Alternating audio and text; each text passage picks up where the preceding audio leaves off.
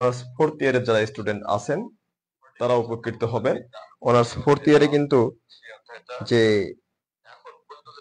জীব পরিসংখ্যান সাবজেক্টটি আছে সেখানকার ম্যাথমেটিক্যাল টার্মস গুলাও কিন্তু আপনাদের ক্লিয়ার বা আত্মস্থ হতে পারে বা হয়ে যাবে। অনেকে সালাম জানিয়েছেন, ওয়ালাইকুম সালাম। সবার সালামের জবাব জানাচ্ছি, ওয়ালাইকুম সালাম। আশা করছি পুরো ক্লাসটা জুড়ে আপনার সঙ্গে থাকবেন এবং যে কোনো সমস্যায় কমেন্ট করে জানাবেন, মেসেজ করে জানাবেন। আমি আপনাদের সমস্যাগুলো কিংবা কমেন্টগুলো বা মেসেজগুলো আমি সেই অনুসারে সলিউশন দিতে পারবো বলে আমি আশা করি।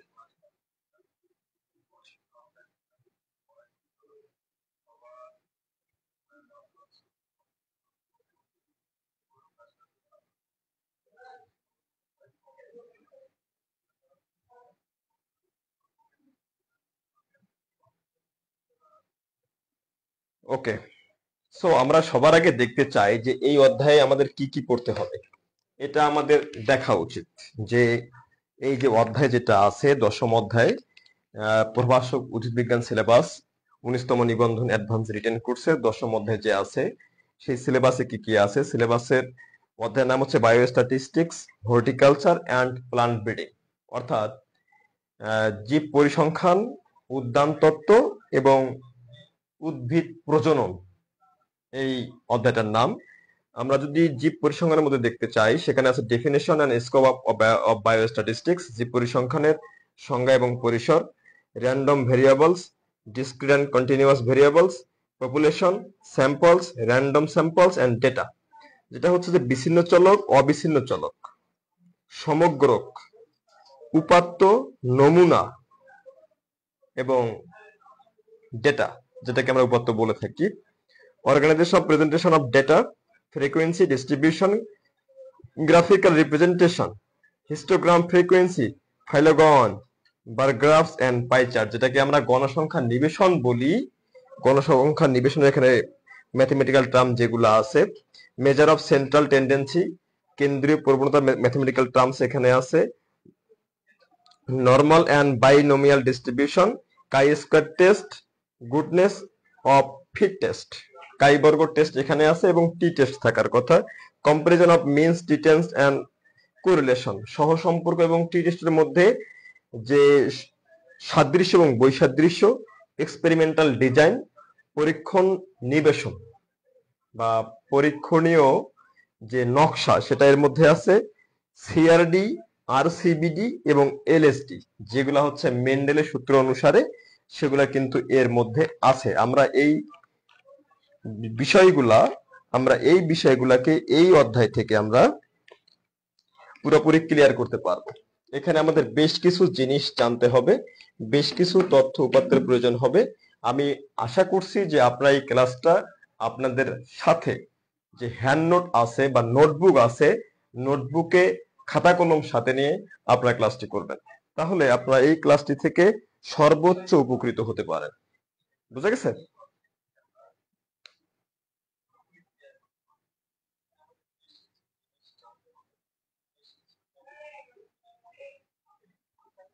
আচ্ছা, সাইমা ইসলাম যেটা বলছে, স্যার 10 চ্যাপ্টারের সাবজেক্ট এ শর্ট ভাবে নোট দেওয়া হয়েছে, তাহলে কি ক্লাসের টপিক গুলো এর সাথে অ্যাড হবে? আপনারা আরো নোট পাবেন। বুঝা গেছে? যে নোটগুলো পাইছেন এর পাশাপাশি কিন্তু নোট আপনারা আরো পাবেন।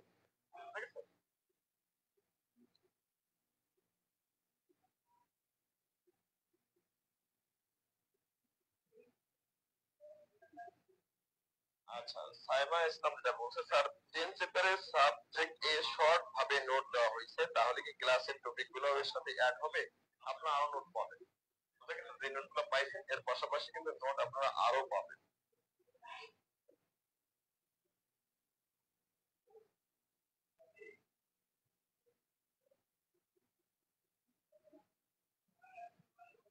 স্যার 10 চ্যাপ্টারের সাবজেক্ট এ শর্ট ভাবে নোট দেওয়া হয়েছে। ওকে, এখন অনেকে জয়েন করতে পেরেছি, এতক্ষণ জয়েনিং এর সমস্যা ছিল, আশা করছি এখন আর সমস্যা নাই। ফার্স্ট যেটা হচ্ছে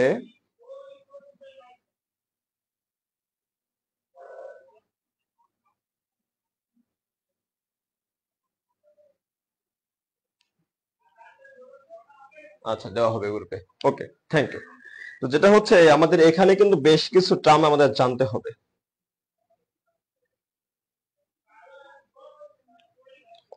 যে আমাদের জানতে হবে প্রথমত যেটা তথ্য সেটা হচ্ছে দৈব চলক কি। দৈব চলক এই ঘটনাটা জানতে হবে। আমরা যদি কোনো একটা পরীক্ষা করতে যাই, পরীক্ষার ফলাফল যে কোনো কিছুই হতে পারে। পরীক্ষার ফলাফল যে কোনো কিছুই হতে পারে। যে আমি যেটা চাইলাম সেটা হতে পারে, যেটা চাচ্ছি না সেটাও হতে পারে। এক্সাম্পল যদি আমরা দেই, যেমন একটা ফুটবল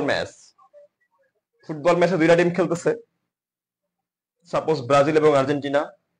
সেই খেলায় ব্রাজিলও জিততে পারে, আর্জেন্টিনাও জিততে পারে, আবার ম্যাচ ড্র হতে পারে, তাই কিনা? এবং খেলাটি শুরু হওয়ার পর সেখানে বন্ধ হয়ে যেতে পারে। কোনো একটা পরীক্ষণের জন্য যে ফলাফলগুলো হতে পারে, এই ফলাফলগুলো হচ্ছে দৈব চলক। কোনো পরীক্ষণের জন্য যে ফলাফলগুলো আসতে পারে সেই ফলাফলগুলো হচ্ছে দৈব চলক।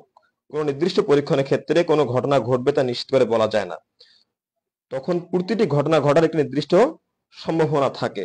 এমন ধরনের চলককে বলা হচ্ছে দৈব চলক। এক্সাম্পল যে ক্ষেত্রে যেটা দিলাম, যে ধরেন বাংলাদেশ জিম্বাবুয়ে যে ক্রিকেট ম্যাচ হলো, সেখানে বাংলাদেশ জিততে পারে, জিম্বাবুয়ে জিততে পারে, ম্যাচ ড্র হতে পারে, বৃষ্টি হতে পারে। এই যে ফলাফল যেগুলা, আমরা একটা ক্রিকেট ম্যাচ খেলবো, এটা হচ্ছে পরীক্ষণ। ঘটনা ঘটতে পারে কি কি, যে এই ম্যাচটাতে বাংলাদেশ জিততে পারে, জিম্বাবুয়ে জিততে পারে, ম্যাচটা ড্র হতে পারে, ম্যাচে বৃষ্টি হতে পারে, মানে কি যে কোনো ঘটনাই ঘটতে পারে। এই ঘটনাগুলোকে বলা হচ্ছে দৈব চলক। ঘটনাকে বলা হচ্ছে কি দৈব চলক। নাম্বার 2 যদি আমরা যাই, আমরা দেখব এখানে যে এখন বিচ্ছিন্ন চলক। আমরা এরপর দেখব যে বিচ্ছিন্ন চলক। বিচ্ছিন্ন চলক যে চলকের মান পূর্ণ মাত্রায় প্রকাশ করতে হয়, যে চলকের মান পূর্ণ মাত্রায় প্রকাশ করতে হয় সেই চলককে বিচ্ছিন্ন চলক বলে। যেমন কোন লাইব্রেরিতে বইয়ের সংখ্যা যে চলকের মান পূর্ণ সংখ্যায় প্রকাশ করতে হয় সেই চলককে বলা হচ্ছে বিচ্ছিন্ন চলক। যেমন ধরেন কোন লাইব্রেরিতে বইয়ের সংখ্যা 100টি, 200টি, 500টি, 250টি, কিন্তু আমরা কখনো বলি না যে এই লাইব্রেরিতে বইয়ের সংখ্যা যে 20.5টি। আমরা কিন্তু এটা বলি না, তাই কি না? আমরা কি এটা বলি না?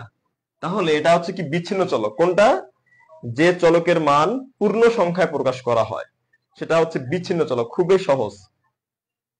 সহজ। ঠিক আছে? কলার কান্দিতে কলার সংখ্যা, একটা বাগানে গাছের সংখ্যা ইত্যাদি হচ্ছে বিচ্ছিন্ন চলক। তাহলে অবিচ্ছিন্ন চলক কোনগুলা? অবিচ্ছিন্ন চলক কোনগুলা? যে চলকের মান দশমিক সংখ্যা দিয়েও প্রকাশ করা যায় তারা হচ্ছে কিন্তু অবিচ্ছিন্ন চলক। যে চলক কোনো নির্দিষ্ট সীমার মধ্যে যে কোনো মান গ্রহণ করতে পারে সেটা হচ্ছে অবিচ্ছিন্ন চলক। যে কোনো মান গ্রহণ করতে পারে। যে চলকের মান সোজা কথা বলতে গেলে পূর্ণ সংখ্যা এবং দশমিক সংখ্যা উভয় দিয়েই প্রকাশ করা যায়, সে চলকটা হচ্ছে অবিচ্ছিন্ন চলক। যেমন উদাহরণ যদি দেই, যে মাছের দৈর্ঘ্য,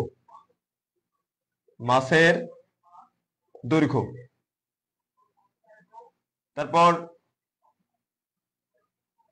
মাছের দৈর্ঘ্য দিলাম, মানুষের উচ্চতা।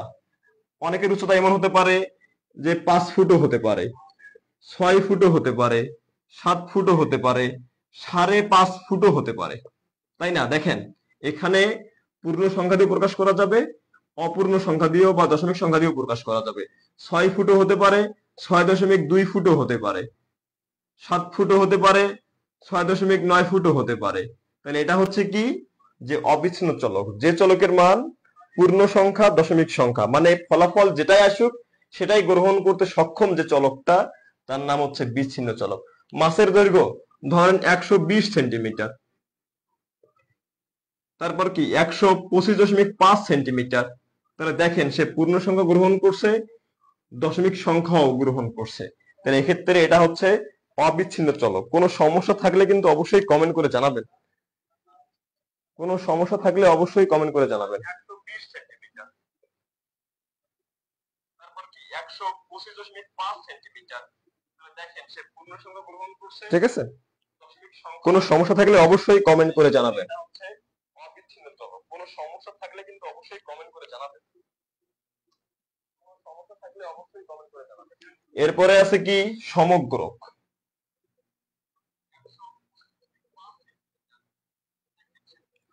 একই বৈশিষ্ট্যপূর্ণ জীবের সমষ্টি। একই বৈশিষ্ট্যপূর্ণ জীবের সমষ্টি হচ্ছে সমগ্রক। একই বৈশিষ্ট্যপূর্ণ জীবের সমষ্টি সমগ্রক। কোন নির্দিষ্ট এলাকার মানুষ, সবগুলো মানুষ সমগ্রক। কোন নির্দিষ্ট এলাকার প্রাণী, সবগুলো প্রাণী সমগ্রক। কোন নির্দিষ্ট এলাকার গাছপালা, সবগুলো গাছপালা সমগ্রক। তাহলে কি বললাম যে নির্দিষ্ট একই বৈশিষ্ট্যের সমষ্টি, একই বৈশিষ্ট্যপূর্ণ জীবের সমষ্টিকে বলা হচ্ছে সমগ্র। তারপরে যেটা হচ্ছে নমুনা। কোন পরীক্ষণে যে উপাত্ত ব্যবহার করা হয় সেটা নমুনা। কোন পরীক্ষণে যে উপাত্ত ব্যবহার করা হয় সেটা নমুনা। কোন পরীক্ষণে যে উপাত্ত ব্যবহার করা হয় সেটা নমুনা। যেমন আমরা একটা পরীক্ষণে ব্যবহার করলাম যে কোন নির্দিষ্ট অঞ্চলের মানুষ সমূহের মধ্যে পরীক্ষণ করে দেখা গেল তাদের গড় উচ্চতা 5 ফুট 5 ইঞ্চি। তাহলে এখানে ব্যবহার করলাম কাকে? মানুষকে। সেটা হচ্ছে কি নমুনা। কোন পরীক্ষণে যে উপাত্ত ব্যবহার করা হয় সেটা হচ্ছে নমুনা। কোন সংখ্যাত বিশ্লেষণের জন্য যে সকল উপাত্ত ব্যবহার করা হয় সেটা সমগ্র একটা অংশ মাত্র, এটাই হচ্ছে কি নমুনা।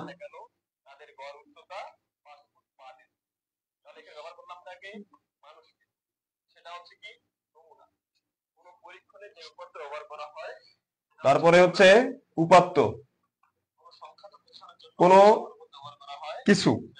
কোনো কিছু বিশ্লেষণের জন্য বা কোনো কিছু পরীক্ষণের জন্য, কোনো কিছু বিশ্লেষণের জন্য কিংবা কোনো কিছু পরীক্ষণের জন্য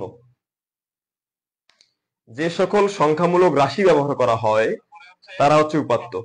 যে সকল সংখ্যামূলক রাশি ব্যবহার করা হয় তারা হচ্ছে উপাত্ত। যে কোনো পরীক্ষণের জন্য বা কোনো কিছু বিশ্লেষণের জন্য, কোনো বিশেষ উদ্দেশ্য সাধনের জন্য সংগৃহীত সংখ্যায় প্রকাশিত রাশিমালা কে তথ্য বা উপাত্ত বলা হচ্ছে। বোঝা গেছে? তথ্য বা উপাত্ত বলা হচ্ছে। তারপর আছে কি দৈব চয়ন। এরপরে আছে দৈব চয়ন। কোন পরীক্ষণের ফলাফল সমূহ এর মধ্যে যদি কোনোটাকে নির্দিষ্টভাবে আমরা না নেই কিংবা যদি লটারি করে বাছাই করি, এটা হচ্ছে দৈব চয়ন। কিরকম? যে আমরা একটা নির্দিষ্ট এলাকার মানুষের, একটা উপজেলার, সাপোজ জলঢাকা উপজেলার মানুষের মধ্যে আমরা একটা জরিপ চাইলাম তাদের হচ্ছে উচ্চতা নিয়ে। আমরা ভাবলাম যে উচ্চতা হতে পারে 5 ফুট 5 গড় উচ্চতা, 5 ফুট হতে পারে, 5 ফুট 3 হতে পারে, 5 ফুট 2 হতে পারে, 6 ফুটও হতে পারে। এগুলো কি সম্ভাব্য ঘটনা। এদের মধ্যে যদি আমরা কোনো একটাকে গ্রহণ করি কোনো পক্ষপাতমূলক আচরণ ছাড়াই কিংবা লটারি করে, তাহলে এই ঘটনাকে বলা হবে দৈব চয়ন। কি বলা হবে? দৈব চয়ন। বোঝা গেছে? কোনো সমস্যা থাকলে একটু দ্রুত কমেন্ট করে জানাও। এই পর্যন্ত কোনো সমস্যা আছে কিনা একটু দ্রুত কমেন্ট চাচ্ছি। এই পর্যন্ত কোনো সমস্যা আছে কিনা একটু দ্রুত কমেন্ট চাচ্ছি। এই পর্যন্ত দৈব চলক, বিচ্ছিন্ন চলক, অবিচ্ছিন্ন চলক, সমগ্রক, নমুনা, উপাত্ত, দৈব চয়ন ইত্যাদি সম্পর্কে এখন পর্যন্ত আলোচনা করা হয়েছে। বোঝার জন্য কোনো সমস্যা হচ্ছে কিনা একটু আমি আপনাদের কমেন্ট চাচ্ছি। আসসালামু আলাইকুম ভাই। ওয়ালাইকুম সালাম। শাখাওয়াত, কি অবস্থা? আছো কেমন তুমি? টি শার্টটা অনেক সুন্দর, গিফট করেন। গিফট করাই যায়, কিন্তু এই মুহূর্তে সেটা মনে হয় সম্ভব না। তাসফি আহমেদ মিষ্টি, কোনটা রিপিট করব? স্যার রিপিট করেন, কোনটা রিপিট করব সেটা বলেন। প্রবলেম নাই। দৈব চয়ন, আচ্ছা, দৈব চয়ন যেটা রিপিট করব, কোন বিশেষ উদ্দেশ্য সাধনের জন্য কিংবা কোনো পরীক্ষণের জন্য সংগৃহীত সংখ্যায় প্রকাশিত রাশিমালা। সংগৃহীত সংখ্যায় প্রকাশিত রাশিমালাকে যদি আমরা কোনো পক্ষপাতমূলক আচরণ না করে কিংবা লটারি করে যে কোনো একটাকে বাছাই করি, এটা হচ্ছে দৈব চয়ন। কোনো পরীক্ষামূলক বিশ্লেষণের জন্য, কোনো তথ্য সংগ্রহের জন্য, কোনো ঘটনা বিশ্লেষণের জন্য যে সকল সংখ্যাগত রাশিমালা আমরা সংগ্রহ করি, এই রাশিমালাগুলোর মধ্যে কোনো পক্ষপাতমূলক আচরণ না করে কিংবা লটারি করে যদি কোনো একটা আমরা বাছাই করি, এই ঘটনাকে বলা হবে দৈব চয়ন। কি বলা হবে? এই ঘটনাকে দৈব চয়ন বলা হবে।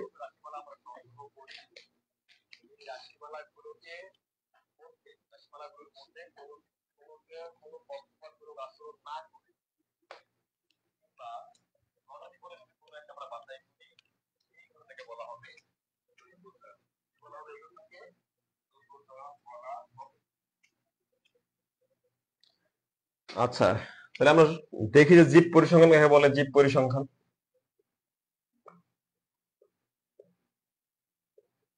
জীব পরিসংখ্যান কাকে বলে? ওই পরিসংখ্যান যাকে বলে তার সামনে জীব বসাই দিলে সেটাই জীব পরিসংখ্যান। বুঝা গেছে? পরিসংখ্যান যাকে বলে তার সামনে জীব বসাই দেন, সেটাই কিন্তু জীব পরিসংখ্যান হয়ে যাবে। বিশাল জীব জগতের বিভিন্ন জীবের বিভিন্ন বৈশিষ্ট্যের বা তথ্যের বিশ্লেষণ, উপস্থাপন এবং সিদ্ধান্ত গ্রহণের প্রক্রিয়া হলো জীব পরিসংখ্যান। এই সুবিশাল জীব জগতের বিভিন্ন জীবের তথ্যের বিশ্লেষণ, উপস্থাপন এবং সিদ্ধান্ত গ্রহণের প্রক্রিয়াই হলো জীব পরিসংখ্যান। বোঝা গেছে? এই সুবিশাল জীব জগতের যে কোনো জীব বলতে উদ্ভিদ এবং প্রাণী এটা হতে পারে। তাহলে কি এই সুবিশাল জীব জগতের বিভিন্ন জীবের তথ্যের উপস্থাপন, বিশ্লেষণ এবং সিদ্ধান্ত গ্রহণের প্রক্রিয়া হলো জীব পরিসংখ্যান। বুঝা গেছে? স্যার, লাইভটা সেভ থাকবে না। স্যার, লাইভটা সেভ থাকবে না, সেভ থাকবে 1 মাস। এর মধ্যে যদি ক্লাস করে নিতে পারেন নেবেন, ক্লাসে ক্লিয়ার থাকলে ক্লিয়ার। তবে যেহেতু ক্লাসটা পাবলিক, আপনারা এটাকে ডাউনলোড করে ভিডিওটাকে রেখে দিতে পারবেন। এখন লাইভ ভিডিওকে ডাউনলোড করে রেখে দেওয়া যায়। বুঝা গেছে? বুঝা গেছে? আচ্ছা, এরপর আমরা যাব কোথায় দেখি? এরপর আলোচনা কি আছে যে টি টেস্ট। আমরা টি টেস্ট দেখি।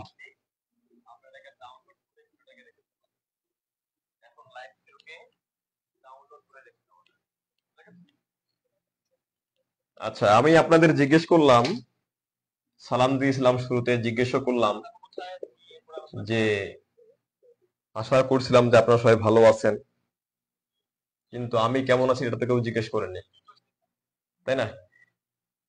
আচ্ছা, আমরা এখন দেখি কি টি টেস্ট। টি টেস্টটা হচ্ছে একটা প্রক্রিয়া, যে প্রক্রিয়া কি অল্প সংখ্যক গণসংখ্যার দুটি শ্রেণীর মধ্যে কোনো বৈশিষ্ট্যপূর্ণ বা তাৎপর্যপূর্ণ পার্থক্য আছে কিনা।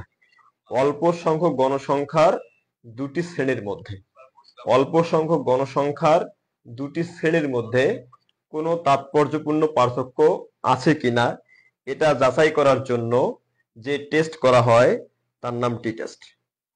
বুঝা গেছে? আবার বলবো, অল্প সংখ্যক গণসংখ্যার, আমি এই ফোন দিয়ে আপনাদের কমেন্ট গুলো দেখছি আর কি।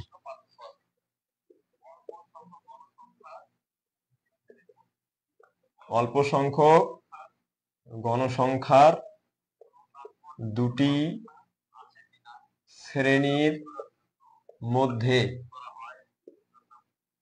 তাৎপর্যপূর্ণ কোনো পার্থক্য আছে কিনা তা নিরূপণের জন্য যে পরীক্ষা বা টেস্ট করা হয়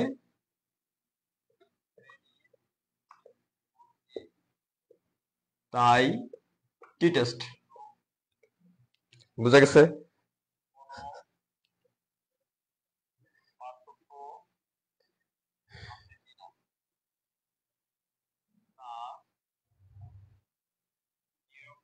থ্যাংক ইউ স্যার। আচ্ছা স্যার, স্যার কেমন আছেন? কেমন আছেন? কেমন আছেন ভাইয়া? আলহামদুলিল্লাহ ভালো আছি স্যার। আপনি কেমন আছেন? আপনার মেয়ে কেমন আছে? আলহামদুলিল্লাহ ভালো আছি। আল্লাহ যেভাবে রাখছে সেটাই ভালো, সেটাই ভালো থাকা, সেটাই আলহামদুলিল্লাহ। ভালো থাকার চেষ্টা করি সর্বত্র। আল্লাহ যেভাবে রাখে সেটাই। হয়তো কিছু মানুষ আপনাকে ভালো নাও নাও রাখতে পারে, সেটা ফিজিক্যালি, মেন্টালি, ঠিক আছে? মানসিক অবস্থা ভালো নাও থাকতে পারে, ভালো থাকতেও পারে। তবে সর্বোপরি আল্লাহ সুবহানাহু ওয়া তাআলা যেভাবে রাখছে সেটা আলহামদুলিল্লাহ। এটাই, এর চেয়ে বলার কিছু নাই। বুঝা গেছে? এর চেয়ে বলার কিছু নাই, কিন্তু সর্বত্র সবসময় ভালো থাকার চেষ্টা করি। সবসময় ভালো থাকা হয়ও না, ঠিক আছে? ভালো আছি আল্লাহর রহমতে।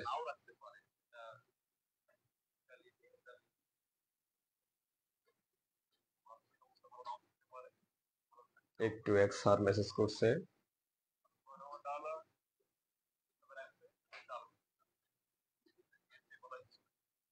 আমার এক কলিগ মেসেজ করছে যে সেজন্য একটু রিপ্লাই দিচ্ছি মেসেজের।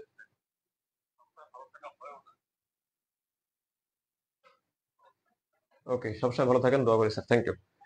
ও উজ্জ্বল স্যার, আচ্ছা, যে যিনি ক্লাস করছেন উজ্জ্বল চন্দ্র রায়, তিনিও একজন শিক্ষক, আমার কলিগ বলতে পারেন। তিনি হাই স্কুলের শিক্ষক। সাধারণত যারা শিক্ষক তারা শিক্ষকই, lecturer, professor, assistant professor, assistant teacher এগুলো কোনো ইয়া না। সবার পরিচয় কি, সে প্রাইমারির হোক, স্কুলের হোক, কলেজের হোক কিংবা ইউনিভার্সিটির হোক, সবাই শিক্ষক। যারাই শিক্ষক তারাই আমার কলিগ। তাহলে টি টেস্ট কি বললাম?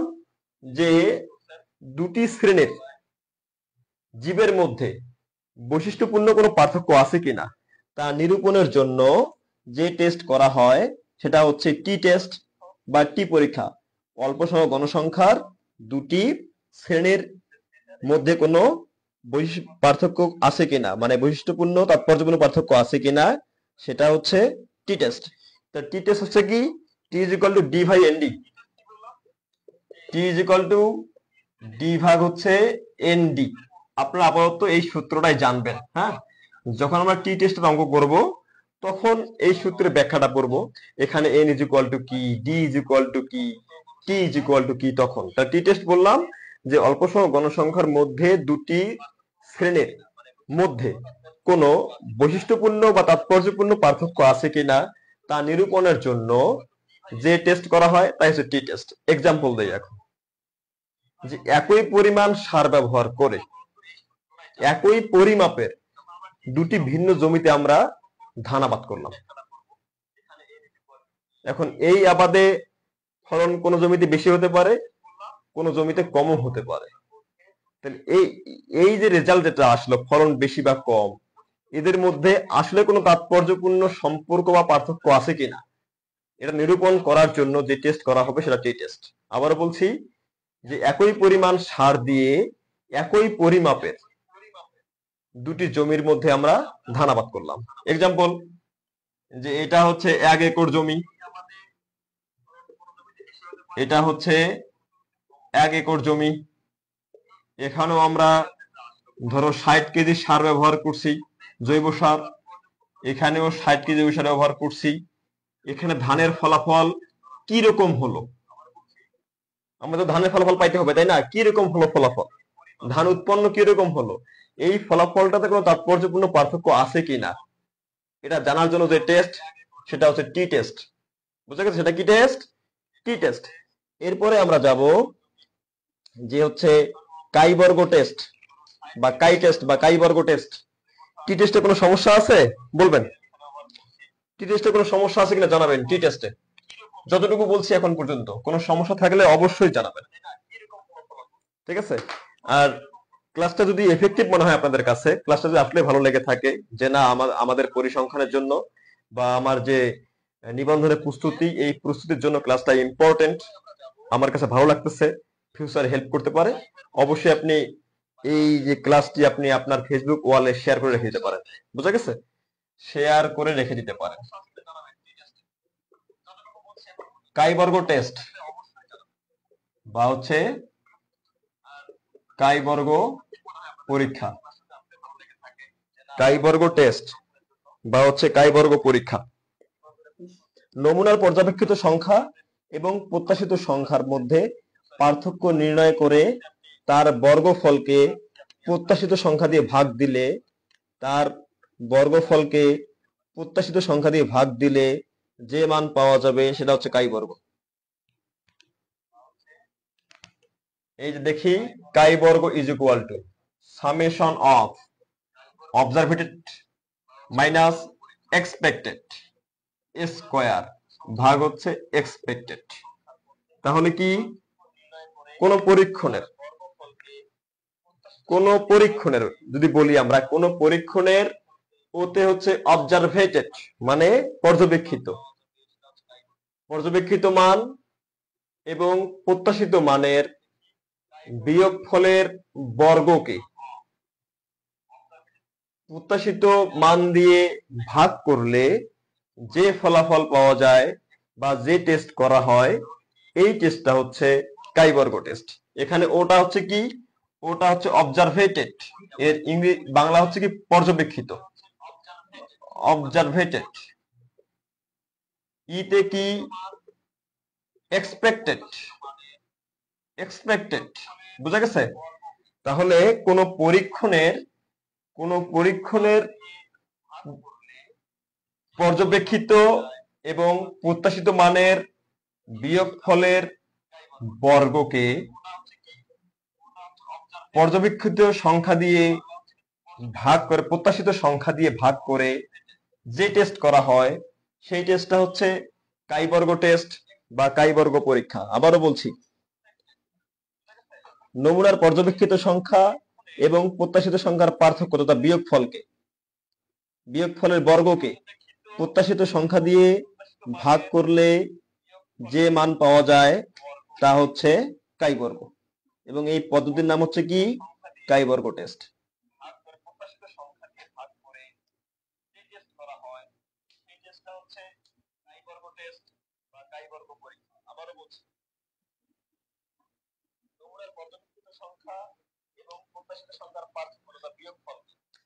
সিক্স চ্যাপ্টার এর হ্যান্ড নোট কবে পেতে পারি? কেন? গ্রুপে তো হ্যান্ড নোট দেওয়া আছে, গ্রুপে দেওয়া আছে। ম্যাথ করলে বেশি ভালো বোঝা যায় স্যার। হ্যাঁ, ম্যাথ করলেই বোঝা যাবে, ঠিক আছে, কিন্তু তার আগে আমাদের বেসিক নলেজটা আমাদের অর্জন করতে হবে। হ্যাঁ, কামরুজ্জামান বন্ধু, সহকারী শিক্ষক, প্রাথমিক ও গণশিক্ষা মন্ত্রণালয়। বিউটিফুল ক্লাস, থ্যাংক ইউ বন্ধু পাশে থাকার জন্য, থ্যাংক ইউ। সবসময় ভালো থাকবেন, দোয়া করি স্যার। Thank you. আপনি কেমন আছেন? আলহামদুলিল্লাহ ভালো আছি, থ্যাংক ইউ। এখন বলেন যে এই পর্যন্ত কোনো সমস্যা আছে কিনা, যতটুকু আলোচনা করা হলো কোনো সমস্যা আছে কিনা, খুব দ্রুত একটু বলেন তো।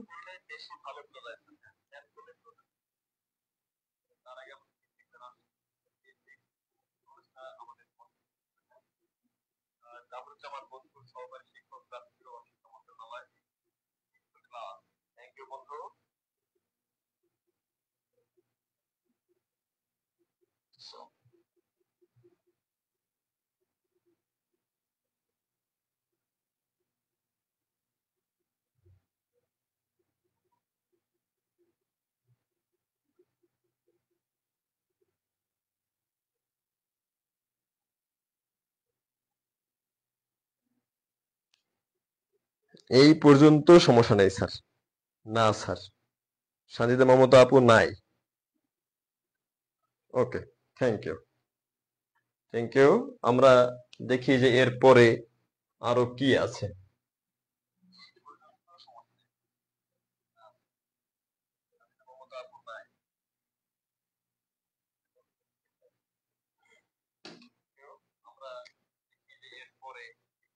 স্যার এটা কত নম্বর অধ্যায়? এটা প্রভাষক উদ্ভিদ বিজ্ঞান সিলেবাসের 10ম অধ্যায় এবং অনার্স 4র্থ বর্ষের যে জীব পরিসংখ্যান বইটা আছে সেই বইটার একদম বেসিক আলোচনা, বুঝা গেছে? একদম বেসিক আলোচনা যেগুলা পরবর্তীতে ম্যাথ করতে লাগবে সেগুলা। একটা হচ্ছে কি, আরেকটা হচ্ছে যে কেন্দ্রীয় প্রবণতা। কেন্দ্রীয় প্রবণতা, জীব পরিসংখ্যানের তথ্য সারিগুলোতে দেখা যায় যে প্রতিটা উপাত্ত বা ডেটা একটা কেন্দ্রীয় মানের দিকে ঝুঁকে যাওয়া বা কেন্দ্রীয় মানের দিকে যাওয়ার একটা প্রবণতা পরিলক্ষিত হয়। কিসের ক্ষেত্রে? পরিসংখ্যানের তথ্য সারিগুলোতে প্রত্যেকটা উপাত্ত বা ডেটা দেখা যায় যে তারা কি করে, কেন্দ্রীয় মানের দিকে যাওয়ার বা কেন্দ্রীয় মানের দিকে ঝোঁকার একটা কি প্রবণতা লক্ষ্য করা যায়। এটাই হচ্ছে কেন্দ্রীয় প্রবণতা। পরিসংখ্যানের তথ্য সারিতে লক্ষ্য করা যায় যে সংখ্যাগুলো একটি কেন্দ্র বিন্দুর দিকে জমাট হওয়ার প্রবণতা দেখায়। এই প্রবণতাটা হচ্ছে কেন্দ্রীয় প্রবণতা। বুঝা গেছে? এটা হচ্ছে কেন্দ্রীয় প্রবণতা।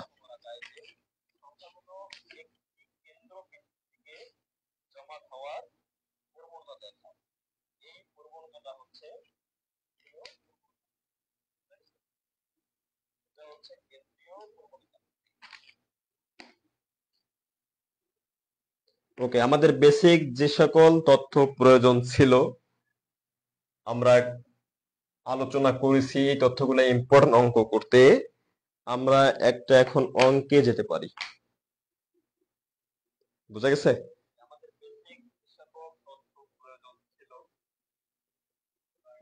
এই পর্যন্ত যদি সমস্যা না থেকে থাকে আমরা যেতে পারি অঙ্কে। তার আগে দেখি কোনো সূত্র আপাতত প্রয়োজন আছে কিনা।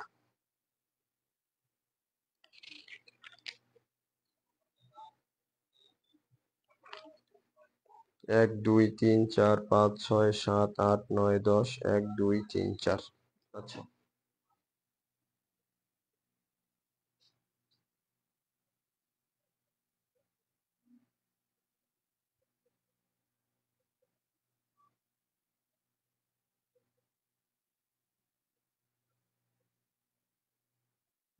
যারা আছেন এই ক্লাসে সবকিছু নোট করবেন, যদি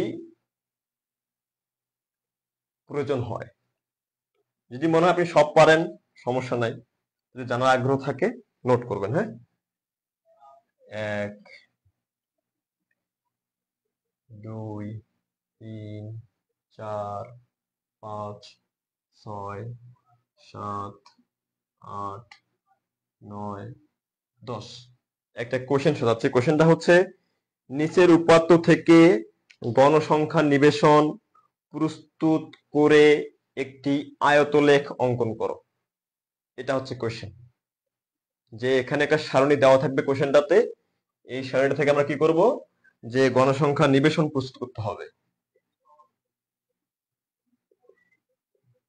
গণসংখ্যা নিবেশন 26 27 80 55, 26 27 80 55, 73 64 20, 73 64 20, 62 55 33, 62 55 33, 48 42 66, 48 42 66, 45 61 65, 43 66 37, 43 66 37, 64 55 75, 46 53 64, 38 77 59, 40 50 66, 40 50 66, 53 33 80, 53 33 80, 60 50 39, 60 50 39, 60 45 36, 60 45 36। এটা হচ্ছে একটা কোশ্চেন। এই কোশ্চেনে কি করতে বলছে, যে গণসংখ্যা নিবেশন প্রস্তুত করো। কি করতে বলছে? গণসংখ্যা নিবেশন প্রস্তুত করো এবং আয়তলেখ অঙ্কন করো। এখানে যেগুলো দেওয়া আছে সেগুলা হচ্ছে উপাত্ত, ঠিক আছে? এগুলা যে কোনো কিছুই হতে পারে, হ্যাঁ, এগুলো যে কোনো কিছুই হতে পারে, যে মানুষের ওজন হতে পারে এটা, ঠিক আছে? মানুষের ওজন হতে পারে, কোনো বাগানের যে গাছ যেগুলো আছে, গাছে ফলের সংখ্যা হতে পারে, এগুলা হচ্ছে ডাটা বা কি নমুনার উপাত্ত। বোঝা গেছে কথা? কোশ্চেন হতে পারে কি, যে কোনো বাগানে গাছে ফলের সংখ্যা উল্লেখ করা হলো, এই এই সংখ্যাগুলো থেকে বা এই উপাত্ত ব্যবহার করে গণসংখ্যা নিবেশন প্রস্তুত করো এবং আয়তলেখ অঙ্কন করো। বোঝা গেছে? এভাবে হতে পারে। সরাসরি এটা হতে পারে যে নিম্নের উপাত্ত ব্যবহার করে গণসংখ্যা নিবেশন প্রস্তুত করো এবং আয়তলেখ অঙ্কন করো। এখন আমরা জানি না গণসংখ্যা নিবেশন কি করে প্রস্তুত করতে হয়। এখন গণসংখ্যা নিবেশন প্রস্তুতে কি কি জিনিস প্রয়োজন সেই বিষয়গুলো আমাদের জানতে হবে, ঠিক আছে? ইসরাত জাহান উর্মি, সেটা হচ্ছে যে আপনাকে বলছি, আহ, এত মেনশন করার প্রয়োজন নাই, ঠিক আছে? এত মেনশন করার প্রয়োজন নাই। যদি আপনাদের গ্রুপ থাকে সেই গ্রুপে ক্লাসের লিঙ্ক দিয়ে দিতে পারেন, যেহেতু সেটা ফ্রি ক্লাস, সুতরাং এত মেনশন করার প্রয়োজন নাই। যার প্রয়োজন সে ক্লাস করবে। কথা হচ্ছে এরকম। ইমন রানা বলছে, স্যার এই ক্লাসটা কি ইন্টার প্রথম বর্ষের না? যে না, এই ক্লাস ইন্টার প্রথম বর্ষের নয়, এটা হচ্ছে অনার্স চতুর্থ বর্ষের এবং নিবন্ধন পরীক্ষার্থীদের জন্য এই ক্লাস, যারা প্রস্তুতি নিচ্ছেন তার জন্য, ঠিক আছে? তাহলে আমাদের কি লাগবে, যে গণসংখ্যা নিবেশন প্রস্তুত করতে হলে কিছু আমাদের জিনিস প্রয়োজন আছে। সেরকম জিনিস হচ্ছে, একটু সোজা করে যদি দেখাই, সহজ করে যদি দেখাই, যে তিনটা জিনিস প্রয়োজন। কয়টা জিনিস? তিনটা জিনিস। এটা হচ্ছে বহির্ভূত পদ্ধতিতে। নাম্বার ওয়ান হচ্ছে শ্রেণী ব্যক্তি। কি প্রয়োজন? শ্রেণী ব্যক্তি প্রয়োজন। তারপরে তালি চিহ্ন প্রয়োজন। তারপরে প্রয়োজন গণসংখ্যা। আমরা গণসংখ্যা এখান থেকে পারবো, গণসংখ্যা ব্যবহার করে আমরা টালি চিহ্ন দিতে পারবো। কিন্তু আমরা কি করব? শ্রেণী ব্যক্তি নির্ণয় করব কি করে? মনে রাখবেন, শ্রেণী ব্যক্তি আপনাকে নির্ণয় করতে হবে কোত্থেকে? সবচেয়ে বড় মান এবং সবচেয়ে ছোট মান, অর্থাৎ সর্বোচ্চ মান এবং সর্বনিম্ন মান ব্যবহার করে কি করতে হবে? গণসংখ্যা যেটা আছে, যে শ্রেণী ব্যক্তি, সেটা নির্ণয় করতে হবে। তাহলে উপাত্ত সমূহের আমরা এখানে কি লিখতে পারি, যে উপাত্ত সমূহের সর্বনিম্ন মান এক জায়গায় দেখলাম সম্ভবত 20 হওয়ার কথা। এই যে 20, সর্বনিম্ন মান কত? 20। তাহলে আবার কি আছে, যে সর্বোচ্চ মান আমি দেখলাম যে 80 মনে হয় দুই জায়গায় আছে। এই যে 80, ঠিক আছে? দেখেন এখানে যে তথ্যগুলো আছে, 80-র উপরে কোনো তথ্য নাই, 20-এর নিচে কোনো উপাত্ত নাই। তাহলে বোঝা যাচ্ছে কি, যে সর্বনিম্ন মান হচ্ছে 20, সর্বোচ্চ মান হচ্ছে কত? 80। তাহলে অতএব পার্থক্য, সর্বোচ্চ এবং সর্বনিম্ন মানের পার্থক্য 80 বিয়োগ 20 ইজ ইকুয়াল টু কত? 60। ইজ ইকুয়াল টু কত? 60। এখন যে ঘটনা হচ্ছে, যে আমাদের কোনো শ্রেণীব্যক্তি দেওয়া নাই, কোশ্চেনে বলে নাই যে শ্রেণীব্যক্তি 5 ব্যবহার করে, 6 ব্যবহার করে, 10 ব্যবহার করে, 12 ব্যবহার করে, 15 ব্যবহার করে, কিংবা 2 ব্যবহার করে, এরকম কিন্তু কোনো কিছু শ্রেণীব্যক্তি দেওয়া নাই। তাহলে আমরা কি করব? আমরা যে সর্বনিম্ন মান আছে, সর্বোচ্চ মান আছে, পার্থক্য আছে, আমরা এখান থেকে শ্রেণীব্যক্তি নির্ণয় করব। যেহেতু কোনো শ্রেণীব্যক্তির মান দেওয়া নাই, সাধারণ নিয়ম যেটা বলে যে শ্রেণীব্যক্তি 5-এর কম, সাধারণ নিয়মে শ্রেণীব্যক্তি 5-এর কম এবং 25 এর বেশি হতে পারে না, এটা কোন নিয়ম? সাধারণ নিয়ম। অর্থাৎ, ঠিক আছে, কোনটা? অর্থাৎ যেটা হচ্ছে, যে যদি শ্রেণীব্যক্তির মান দেওয়া না থাকে কোশ্চেনে, যদি এরকম দেওয়া থাকতো যে শ্রেণীব্যক্তি 5 ধরে গণসংখ্যা নিবেশন এবং আয়তের অঙ্কন করো, সেক্ষেত্রে আমরা শ্রেণীব্যক্তি 5 ধরতাম। তো যেহেতু শ্রেণীব্যক্তি কি নাই, যেহেতু শ্রেণীব্যক্তি উল্লেখ করা নাই, তার মানে এখন আসতেছে কি নিয়ম? সাধারণ নিয়ম। আর সাধারণ নিয়মে শ্রেণীব্যক্তি 5-এর কম এবং 25-এর বেশি হতে পারে না। এই কথাটা কিন্তু এখানে লিখতে হবে যে সাধারণ নিয়মে শ্রেণীব্যক্তি 5-এর কম এবং 25-এর বেশি হতে পারে না। অতএব শ্রেণীব্যক্তি, অতএব কি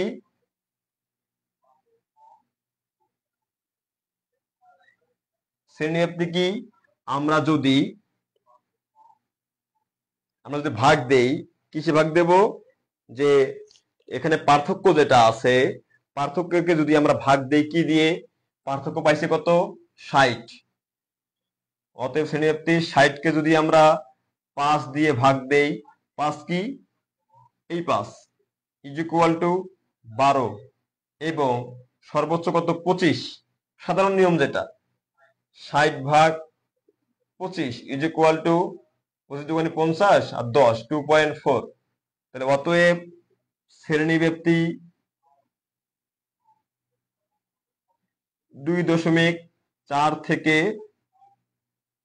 12 এর মধ্যে হবে।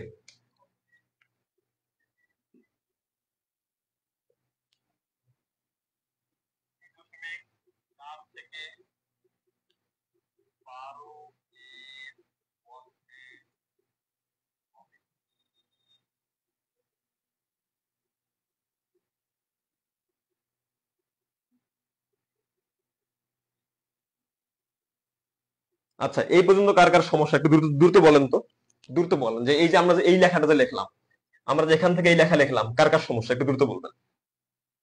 কার কার সমস্যা? আমরা কিন্তু একদম জিরো থেকে হায়ার লেভেলে যাব, জিরো থেকে হায়ার। এটা হচ্ছে একদম যে ম্যাথটা করতেছি এটা হচ্ছে পরিসংখ্যান একদম জিরো ম্যাথ, জিরো। আমরা 0 থেকে 100 যাব, 0 1 2 3 এরকম করে একদম বেসিক ম্যাথ, মানে শুরুর ম্যাথ। অর্থাৎ আপনি পরিসংখ্যানে ক্লাস 1 এর ক্লাস করতেছেন, প্রথম শ্রেণীর। বুঝা গেছে? আপনি একদম মাস্টার্স পর্যন্ত যাবেন, পিএইচডি পর্যন্ত করবেন পরিসংখ্যানে। তো এখন দ্রুত বলতে হবে যে এই পর্যন্ত কোনো সমস্যা আছে কিনা। উপাত্ত সমূহের সর্বনিম্ন সবচেয়ে ছোট মান আমরা পাইছি 20, 20 লিখছি। সর্বোচ্চ মান পাইছি হচ্ছে কত? 80, 80 লিখছি। মানগুলার সর্বোচ্চ মান এবং সর্বনিম্ন মানের পার্থক্য কত? 60, 60 পাইছি। যেহেতু এখানে কোনো শ্রেণীব্যক্তি উল্লেখ করা নাই প্রশ্নে, সেহেতু কি হবে? সাধারণ নিয়ম হবে। সাধারণ নিয়ম কি বলে? শ্রেণীব্যক্তি কখনোই 5-এর চেয়ে কম হবে না, 25-এর চেয়ে বেশি হবে না। অতএব পার্থক্য যেটা আছে, পার্থক্য 60, সাধারণ নিয়মের সর্বনিম্ন মান 5 দিয়ে যদি ভাগ দেই 12 পাই, 60-কে যদি আমরা সর্বোচ্চ মান 25 দিয়ে ভাগ দেই 2.4 পাই। অতএব শ্রেণীব্যক্তি কত হবে? 2.4 থেকে 12 এর মধ্যে হবে।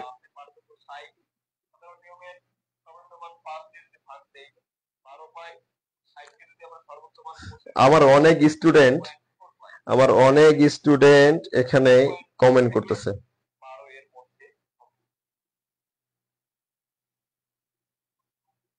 স্যার, আমাদের কলেজে লেকচারার নিয়োগ এ কেন ইন্টারের টপিক পড়ানো হয় না? কে বলছে পড়ানো হয় না? পরিসংখ্যান ছাড়া বাকি সব তো ইন্টারমিডিয়েটে থাকার কথা। পরিসংখ্যান ছাড়া, কয়েকটা বিষয় ছাড়া সবকিছু তো ইন্টারভিউই আছে। ছত্রাক শৈবাল, ব্রায়োফাইট, টেরিডোফাইট, অণুজীব, কোষ ও এর গঠন, প্রজনন, শারীরতত্ত্ব, জীব প্রযুক্তি যেটা গত অধ্যায়ে পড়লেন, বিবর্তন সব কিন্তু আছে। বংশগতি বিদ্যাও কিন্তু আছে। হ্যাঁ, প্রবলেম নাই। আমরা ইন্টার স্টুডেন্ট কমেন্ট করছে স্যার না বায়োলজি ক্লাস নেন। এটা বায়োলজি ক্লাস। তামিমুর ইসলাম রাত, এটা বায়োলজি ক্লাস, এটা বোটানির ক্লাস, এটা জুলজির ক্লাস। যারা অনার্সে পড়ে তাদের জন্য, যারা অনার্স মাস্টার শেষ করে যারা লেকচারার হতে চায়, যারা টিচার হতে চায় তাদের জন্য এটা বায়োলজি ক্লাস। হ্যাঁ, সমস্যা নেই। তার মানে আমরা এখন যেটা করতে পারি, শ্রেণীব্যক্তি আমরা 2.4 থেকে 12 এর মধ্যে নিতে পারি। যে কোনো একটা কি নিতে পারি? যে কোনো একটা নিতে পারি। আমরা চাইলে 4 নিতে পারি, 5 নিতে পারি, 6, 7, 8, 9, 10, 11, 12 যে কোনো কিছু নিতে পারি। তবে আমরা একটা ট্রিক খাটাইতে পারি। কি ট্রিক? দেখেন 1 2 3 4, চারটা। 1 2 3 4 5 6 7 8 9 10, কয়টা? 10টা। তাহলে 4 10 কত? 40। যে সংখ্যা দিয়ে আমাদের ভাগ করতে ইজি হবে আমরা সেই সংখ্যা ব্যবহার করব। আমরা এখানে 10 ধরতে পারি। কত ধরতে পারি? আমরা এখানে ধরতে পারি 10। আমরা এখানে 5ও নিতে পারি। তবে আমাদের ইজি হবে 10 নেওয়া। বুঝা গেছে? কত নেওয়া ইজি হবে? 10 নেওয়া ইজি হবে। তাহলে আমরা কি করব, যে ধরি শ্রেণীব্যাপ্তি 10। কি লিখবো? ধরি ধরি শ্রেণীব্যাপ্তি ইজ ইকুয়াল টু 10। তাহলে আমরা এখন কি করব? সাজাবো। তাহলে কি হবে? কিভাবে সাজাবো? শ্রেণী তখন নির্ণয় করব কি হবে, যে 20 থেকে 30, 30 থেকে 40, 40 থেকে 50, এরকম করে। বুঝা গেছে? সাধারণ নিয়ম যেটাকে বলছে। তাহলে 20 থেকে 30, 30 থেকে 40, 40 থেকে 50, 50 থেকে 60, 60 থেকে 70, 70 থেকে 80, 80 থেকে 90। আমরা কি করতে পারবো? এগুলা হচ্ছে আমরা শ্রেণীব্যাপ্তি করে ফেললাম। তাহলে শ্রেণীব্যাপ্তি কত ধরে করলাম? আমরা 10 ধরে করলাম শ্রেণীব্যাপ্তি। তার মানে এখানে যে জিনিসটা হবে, যে 20 থেকে শুরু করে আমরা 29 পর্যন্ত লিখবো। যতগুলা আছে গণসংখ্যা এই জায়গায় লিখতে হবে। কত থেকে? 20 থেকে শুরু করে 29 পর্যন্ত। 1 2 2 3 3 3 3, তারপর 3 3, তিনটাই আছে। গণসংখ্যা কত এখানে? 3। তালি চিহ্ন 1 2 3। তারপর কত? 30 থেকে 40। আমরা ধরবো কোথায়? 30 থেকে 39 পর্যন্ত। 30 থেকে 39। 1 2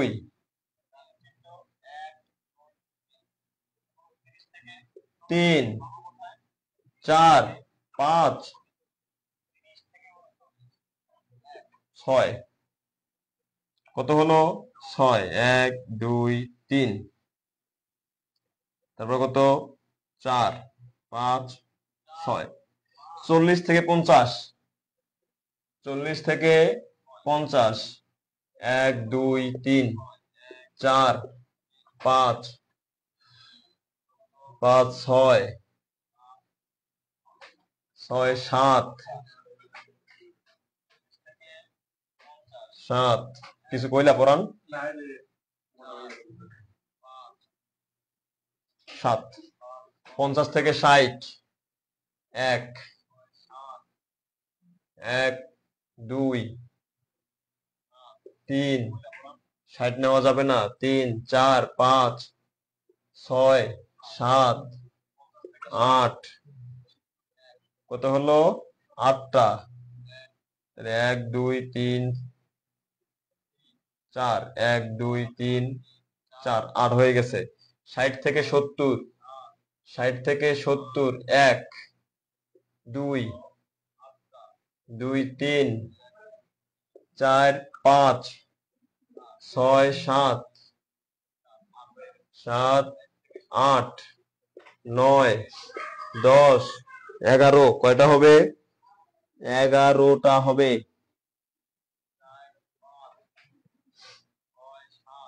11টা হবে। টালি চিহ্ন একটু ভুল হয়েছে, আমি বুঝতে পারছি। 11টা হবে। টালি চিহ্ন পরে ঠিক করে দিচ্ছি। হ্যাঁ, কয়টা হবে? 11টা। তারপর থেকে 70 থেকে 80, অর্থাৎ 70 থেকে 79 নেব আমরা। 70 থেকে 79 নেব। 1 1 2 3। কয়টা? 3টা। 80 থেকে 90। 80 একটা। একটা একটা কয়টা? 2টা। আবারও স্পষ্ট করে বলি আপনাকে,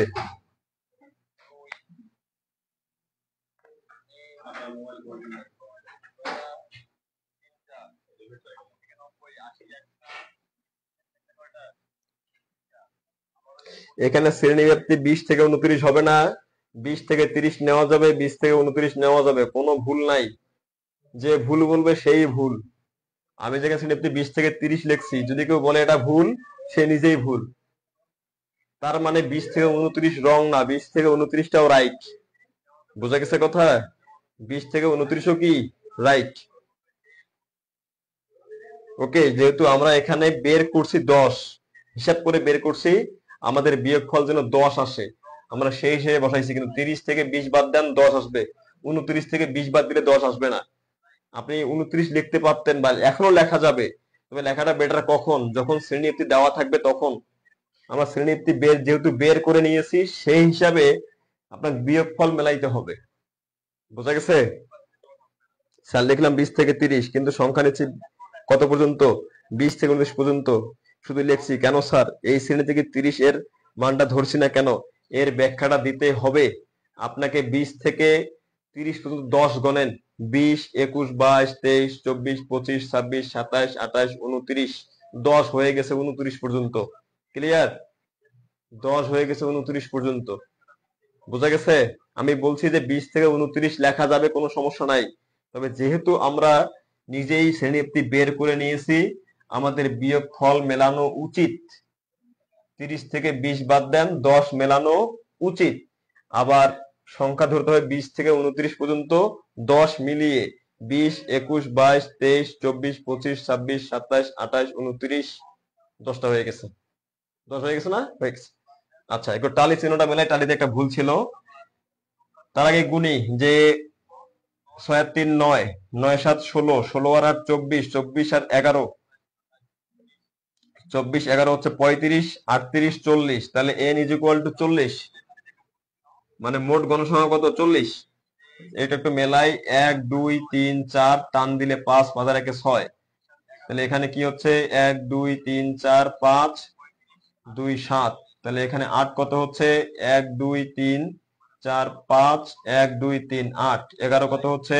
1 2 3 4 5 1 2 3 4 5 1 11। এখানে কত হচ্ছে? 3 1 2 3 2 কত হচ্ছে? 1 2। ক্লিয়ার? তাহলে গণসংখ্যা কিন্তু আমাদের প্রস্তুত হয়ে গেছে। গণসংখ্যা প্রস্তুত হয়ে গেছে। এখন পর্যন্ত কোনো সমস্যা থাকলে জানান। গণসংখ্যা প্রস্তুত হয়ে গেছে। এখন পর্যন্ত কোনো সমস্যা থাকলে জানান। যদি কেউ এই ক্লাস থেকে আমাকে চ্যালেঞ্জ করতে চান, ঠিক আছে ভাই, আপনারা দয়া করে ক্লাসের পরে আমাকে চ্যালেঞ্জ করতে পারেন। ঠিক আছে? তবে আমি এতটুকু আপনাদেরকে নিশ্চিত করছি, আমি ভুল কিছু পড়াচ্ছি না। যা পড়াচ্ছি 100% রাইট পড়াচ্ছি। বুঝা গেছে?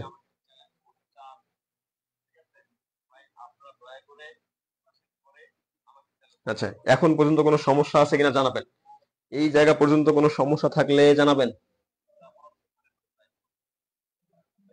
এই পর্যন্ত কোনো সমস্যা থাকলে জানাবেন।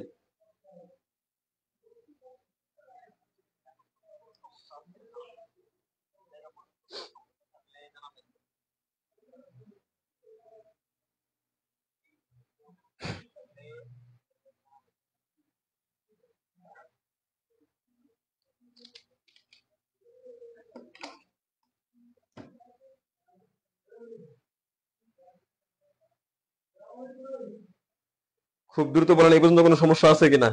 টায়ার হয়ে গেছে, 1 ঘন্টা প্লাস হয়ে গেছে। সাধারণত আমার সবগুলো ক্লাস 1 ঘন্টার মধ্যেই থেকে থাকে। হ্যাঁ,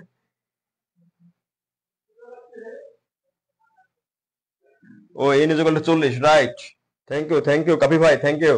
এখানে 40 হবে। হ্যাঁ, এখানে 40 হবে।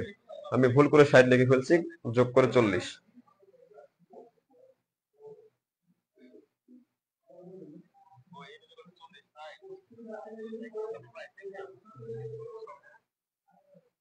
আচ্ছা, উর্মি কমেন্ট করে জানাও।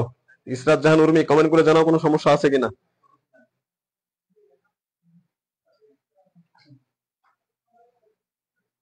কোনো সমস্যা আছে কিনা জানাও। আচ্ছা, এ ইজ ইকুয়াল টু 40, হ্যাঁ 40 হবে। এটা ভুল করে 60 হয়ে গেছে। কোনো সমস্যা আছে? দ্রুত দ্রুত একটু জানান কোনো সমস্যা আছে কিনা।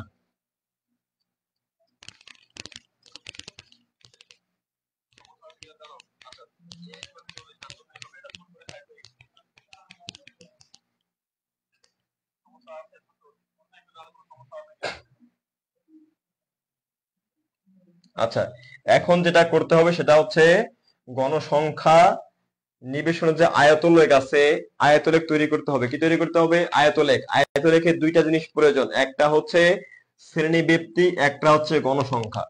দুইটা জিনিস প্রয়োজন। আয়তলেখ তৈরি করতে হলে শ্রেণীব্যাপ্তি এবং গণসংখ্যা প্রয়োজন। বুঝা গেছে? মানে প্রাথমিক যে অবস্থায়, সেই অবস্থায় আমরা কিন্তু এখনো গড় মধ্যমা প্রচুরক নির্ণয় করি নাই। গড় মধ্যমা প্রচুরক নির্ণয় করার পর যখন আয়তলেখ আসবে তখন অনেক কিছু লাগবে, মধ্যবিন্দু লাগবে, অনেক ঝামেলা আছে। আমরা যেহেতু প্রারম্ভিক অবস্থায় অর্থাৎ ক্লাস 1-এ যেহেতু আছি, আমাদের এই অবস্থায় জেনারেল নাম্বার দিয়ে যখন আপনাকে গণসংখ্যা নিবেশন আয়তলেখ করতে বলবে, তখন আপনার শ্রেণীব্যক্তি এবং গণসংখ্যা এই দুইটা দিয়ে আয়তলেখ করতে পারবেন। যদি গড় মধ্যমা পুরুষরূপ নির্ণয় করার পর করতে বলতো, সেক্ষেত্রে আমরা অন্যভাবে করতাম। বোঝা গেছে? তাহলে দেখেন যে এখানে আমাদের যে গণসংখ্যা আছে, গণসংখ্যার কোনো ধারাবাহিকতা নাই, কোনো গুণিতক নাই। দেখেন 2 আছে, যদি 4 থাকতো, 6 থাকতো, 8 থাকতো, 10 থাকতো, এরকম করে, সেক্ষেত্রে কিন্তু আমরা নির্দিষ্ট সংখ্যা দিয়ে আমরা আয়তলেখ করতে পারতাম। যেহেতু এখানে কোনো ধারাবাহিকতা মেনটেন করে নাই, দেখেন 2, 3, 6, 7, 8, 11, মানে কোনো গুণিতক কিন্তু মেনটেন করে নাই, সেহেতু আপনাকে সবগুলো উল্লেখ করতে হবে। কি করে? আমরা একটা যদি আয়তলেখ অঙ্কন করি, একটা হচ্ছে ও এ অক্ষ, একটা যদি আমরা ও ওয়াই দেই, একটাকে যদি ও এক্স দেই, আপনি যে কোনো কিছু দিতে পারেন। যে আপনি এখানে উল্লেখ করতে পারেন যে ও ওয়াই অক্ষ বরাবর এবং ও এক্স অক্ষ বরাবর, ঠিক আছে? যে ওয়াই অক্ষকে শ্রেণীবৃত্তি আমরা দেখাইছি, ওয়াই অক্ষকে, ও এক্স অক্ষকে আপনি শ্রেণীবৃত্তি দেখাতে পারেন, ও ওয়াই অক্ষকে গণসংখ্যা দেখাতে পারেন, কিন্তু আপনাকে এটা উল্লেখ করতে হবে যে কোনটা আপনি ইউজ করতেছেন। বোঝা গেছে? আপনাকে উল্লেখ করতে হবে কোনটা আপনি কোনটাকে কি ইউজ করতেছেন। বোঝা গেছে? আপনাকে লিখতে হবে যে আয়তলেখের ক্ষেত্রে ও এক্স অক্ষে শ্রেণীব্যক্তি এবং ও ওয়াই অক্ষে গণসংখ্যা দেখিয়ে গণসংখ্যা আয়তলেখ অঙ্কন করা হলো। বোঝা গেছে কথা? দেখেন, যেহেতু স্টেবল নাম্বার মেনটেন করে নাই, আমরা ধারাবাহিক ভাবে আসি। এই যে এটা হচ্ছে 0 না, তারপরে হচ্ছে 1, এটা 1, 2, 3, 4, 5, 6, 7, 8, 9, সর্বোচ্চ কত পর্যন্ত আছে? দেখেন 11 পর্যন্ত আছে না? পুরোটাই দেই, সমস্যা কি? 10, 11, 12 পর্যন্ত দিলাম। বুঝা গেছে? আচ্ছা, আর ও এক্স অক্ষে আমরা কি দিছি? শ্রেণীব্যক্তি। শ্রেণীব্যক্তি দেখেন 20 পর্যন্ত কোনো কিছু আছে নাই, কিন্তু 20 থেকে 30 একটা লিমিট আছে না? তাহলে যদি আপনি 10 পর্যন্ত ফাঁকা রাখেন, মন চাইলে 20 পর্যন্ত ফাঁকা রাখতে পারেন। যেরকম দেখেন যে আপনি এখানে দিচ্ছেন 20, তারপরে 30, তারপর 40, তারপরে 50, তারপরে 60, তারপরে 70। বুঝা গেছে? তারপরে হচ্ছে 80, তারপরে 90, এই যে এক্স অক্ষ। দেখেন এখন 20 থেকে 30 কয়টা আছে? 3টা, তার মানে এই 3 পর্যন্ত। 30 থেকে 40 কয়টা? 6টা, তার মানে এই 6 পর্যন্ত। 30 থেকে 40, 40 থেকে 50 কয়টা? 7টা, কত পর্যন্ত? এই 7 পর্যন্ত। 50 থেকে 60 কয়টা? 8টা, কত পর্যন্ত? এই যে 8 পর্যন্ত। 60 থেকে 70 কয়টা? 11টা, কত পর্যন্ত? এই দেখেন 11 পর্যন্ত। বুঝা গেছে? 70 থেকে 80 কয়টা? 3টা, তাহলে এই যে 1, 2, 3, 3 পর্যন্ত। 80 থেকে 90 2টা, এই যে 2 পর্যন্ত। হিসাব ক্লিয়ার? বুঝা গেছে? হিসাব ক্লিয়ার? আপনার আপনার আয়তলেখ প্রস্তুত হয়ে গেছে অলরেডি।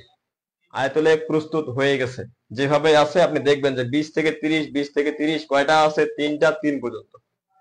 30 থেকে 40 6টা আছে, 6 পর্যন্ত। 40 থেকে 50 যে কয়টা আছে সেভাবেই আমরা আয়তলেখ অঙ্কন করেছি। আয়তলেখ অঙ্কন ক্লিয়ার? খুব দ্রুত বলবেন এই পর্যন্ত কোনো সমস্যা আছে কিনা, খুবই দ্রুত বলবেন, একটু তাড়াতাড়ি বলেন কোনো সমস্যা আছে কিনা।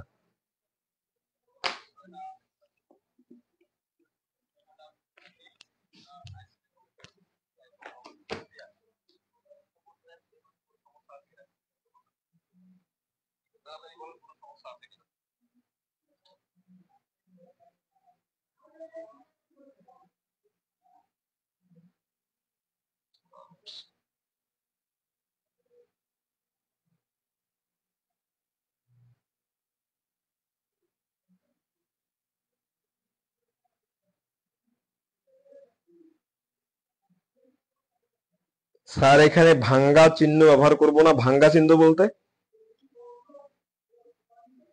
ভাঙ্গা চিহ্ন বলতে ভাঙ্গা চিহ্ন বুঝি নাই। ভাঙ্গা চিহ্ন বুঝি নাই।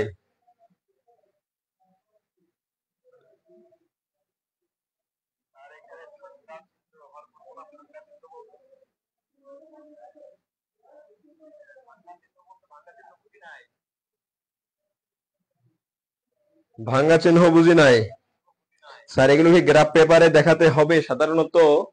সাধারণত নিবন্ধন পরীক্ষায় আপনাকে গ্রাফ পেপার নিয়ে যেতে দিবে না। যারা নিবন্ধন পরীক্ষার্থী যারা আছেন, আপনাদেরকে নিবন্ধন পরীক্ষাতে গ্রাফ পেপার বাইরে থেকে নিতে দিবে না। আপনাকে খাতার মধ্যে গ্রাফ পেপার অঙ্কন করতে হবে, আমি যেভাবে করছি ঠিক সেভাবে। যারা অনার্স চতুর্থ বর্ষে যারা আছেন, আপনারা চাইলে গ্রাফ পেপার নিয়ে যেতে পারবেন এবং পরীক্ষার দিনে যে কর্তব্যরত যে পরিদর্শক আছে তাকে জানাবেন যে আজকে আমাদের পরিসংখ্যান পরীক্ষা আছে, আমরা গ্রাফ পেপার নিয়ে আসছি, খাতায় আমাদের গ্রাফ পেপার যুক্ত করতে হবে। বুঝা গেছে? এটা আচ্ছা, ক্লাসটি কেমন লাগলো একটু জানাবেন। আজকে আমাদের খুব বেসিক ক্লাস ছিল, শুরুর ক্লাস। নেক্সট ক্লাস থাকবে ইনশাআল্লাহ আগামী রবিবার।